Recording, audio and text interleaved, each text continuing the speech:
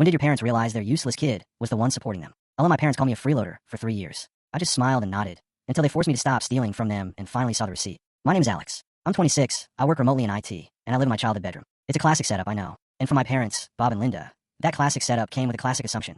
I was a leech, a mooch, a drain on their retirement funds. What they didn't know was that since the first COVID lockdown, I'd been secretly paying for all our groceries. I'd linked my card to their Instacart account. Every week, when my mom would proudly announce, the groceries are here, and my dad would grumble about the cost of organic chicken, it was actually my money funding it all. I did initially to help when my dad's hours were cut. I just never stopped. The tension built in little ways. My dad would leave supermarket flyers on my keyboard, circled in red pen. See, Alex? Sales. You could contribute. My mom would sigh dramatically while putting away the milk. This was $5. When we were your age, milk was $1. I'd just mumble, sorry guys, and take the heat. The breaking point was a pack of expensive craft beer I bought for myself. My dad found it in the fridge. He held it up like a murder weapon. Using our money for your expensive hobbies now. Alex, this is the last straw. You are a freeloader. From now on, you are forbidden from using our Instacart account. You want to eat? You buy your own food, separately. I tried to protest. Mom, Dad, are you sure? The system it's complicated. We're not idiots, Alex, my mom snapped. We know how to shop for ourselves. Your free ride is over. So, they took over. And the chaos began immediately. They didn't understand the membership codes, the digital coupons, the loyalty points I meticulously built up. They paid full price for everything. They bought name brand cereal instead of the nearly identical store brand I always got.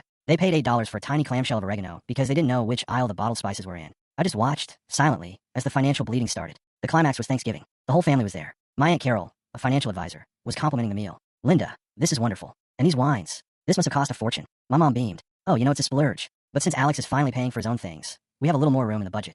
Aunt Carol's smile faded. She looked at the bottle. Where'd you get this? It's not great. I think this vineyard got bought out by a conglomerate. It's basically fancy grape juice now. You probably paid $40 for it. My Uncle Mike, a manager at a big box store, chimed in, holding the turkey baster. And you guys didn't use the loyalty card? I see the receipt here. You paid full price for the bird. Bob, I texted you the coupon. That's $100 right there. The twist unfolded in real time. The room fell silent as my relatives, experts in their own right, dissected my parents' shopping naivety. They'd overpaid for the cheese platter, the butter, the sparkling cider. They had wasted nearly $2,000 on a single holiday feast. The color drained from my dad's face. He looked from the overpriced turkey to me, sitting quietly at the end of the table. The pieces clicked. Alex, the groceries, all this time. I finally spoke. My voice was quiet but clear. Yeah, Dad, all this time. I was covering it. I was using my employee discount codes, stacking sales, using the loyalty points from the account I set up. You've been spending about half of what you thought you were. The humiliation on their faces was absolute. The freeloader was the family financier. Later, my mom came to my room, her voice soft. Alex, honey, we're so sorry. We had no idea. You can just start ordering the groceries again, okay?